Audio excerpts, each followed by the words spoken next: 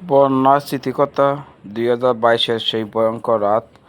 2022 সালে সিলেট অঞ্চলের বন্যা আমাদের জীবনে এক অবিস্মরণীয় এবং ভয়ঙ্কর ইতিহাস। চারদিকে তখনই শুধু পানি আর পানি। গ্রামে বিদ্যুৎ নেই, মোবাইলে নেটওয়ার্ক নেই, বাইরে পৃথিবীর সাথে যোগাযোগের সব রাস্তা বন্ধ। চরম বিপর্যয়ের মুখে পড়া নিজ গ্রামের মানুষের পাশে দাঁড়াতে আমি শিপন মিয়া, আবু হেরার মামা, আক্তার মামা, বাতিজা আলিমুদ্দিন, আদিল, মমিন, বাতিজা ইমাদ এবং রানা সবাই মিলে এক হলাম। আমাদের ছাত্র পরিষদের প্রবাসী ভাইদের সাথে যোগাযোগ করে আমরা ত্রাণের ব্যবস্থা করলাম। তা নিয়ে আমাদের যাত্রা শুরু হলো।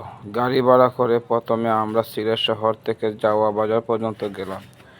সেখান থেকে একটি ইঞ্জিন চালিত নৌকা ভাড়া করে সকালে 10টার দিকে আমরা গ্রামের উদ্দেশ্যে রওনা দিলাম।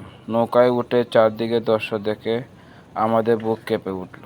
তৈ তৈ পানির নিচে তলিয়ে গেছে গ্রামের পর গ্রাম। দীর্ঘ 7 ঘন্টা একটানা নৌকা চালিয়ে বিকেল 5টা আমরা গ্রামে পৌঁছালাম। গ্রামে পৌঁছে আমরা দ্রুত ত্রাণ বিতরণের কাজে নেমে পড়লাম। বন্যা কবলিত ক্ষুধার্ত মানুষের হাতে ত্রাণ তুলে দিতে আমাদের রাত 10টা বেজে গেল। ক্লান্ত শরীর নিয়ে আমরা আর গ্রামে না থেকে সেই নৌকাতে আমরা সিলেট শহরের উদ্দেশ্যে রওনা দিলাম। আর তখনই ঘটল সেই অভাবনীয় ও ভয়ঙ্কর ঘটনা। ঝুম বৃষ্টি আর গুটগুটে অন্ধকারের মধ্যে আমাদের ইঞ্জিনের নৌকার শব্দ শুনে মাঝপথে অন্য একটি গ্রামের মানুষ আতঙ্কিত হয়ে পড়ে। তারা আমাদের ডাকাত ভেবে বসল। মুহূর্তের মধ্যে সেই গ্রামের মসজিদের মাইকে ঘোষণা করা হলো, গ্রামের ডাকাত পড়েছে। চারদিকে শুধু ডাকাত আর ডাকাত, চিৎকার পুরো এলাকা প্রকম্পিত হয়ে উঠল।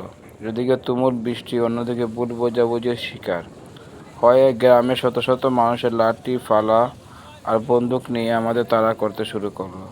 অন্ধকারের মধ্যে নৌকা থাকা আমাদের সবার প্রাণ তখন উৎকণ্ঠ। ঠিক সেই সংকটময় মুহূর্তে আল্লাহর রহমতে আমাদের বাঁচিয়ে দিল একটি বুদ্ধি। আক্তার মামার এক ছাত্র সিলেট শহরে থাকত। আমরা কোনো রকম তার সাথে যোগাযোগ করে সক্ষম হলাম। হোয়াটসঅ্যাপ লাইভে লোকেশন শেয়ার করে আমরা দিক পরিবর্তন করে এবং সেই ছাত্র বাড়িতে গিয়ে আশ্রয় নিলাম। সেখানে পৌঁছানোর পর আমাদের যান রক্ষা হলো। তারা আমাদের অত্যন্ত যত্নে রাতে ভাত খাওয়ালেন। পরের দিন সকালে পেট ভরে নাস্তা খেয়ে আমরা নিরাপদে সিলেট শহরে ফিরে এলাম। ত্রাণ দেওয়া, আত্মতৃপ্তি আর ডাকাত সন্দেহে তারা খাওয়া সেই রুদ্র আতঙ্ক, সব মিলিয়ে 2022 সালের বন্যা আমাদের হৃদয়ে চিরকাল এক রকম রূপকথার মতো ইতিহাস হয়ে রইল।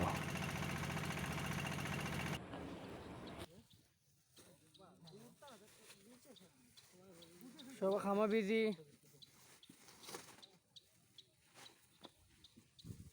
টাকার বাড়ি দেন, ওই টাকার বাড়ি শিপুয়া তারা বাড়ি, এখান থেকে আমরা প্যাকেটিং করলাম। ও সালমান তারা বাড়ি।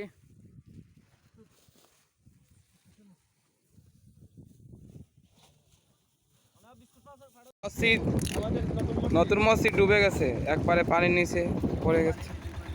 এই দিন আমাদের মেম্বার মামার বাড়ি না।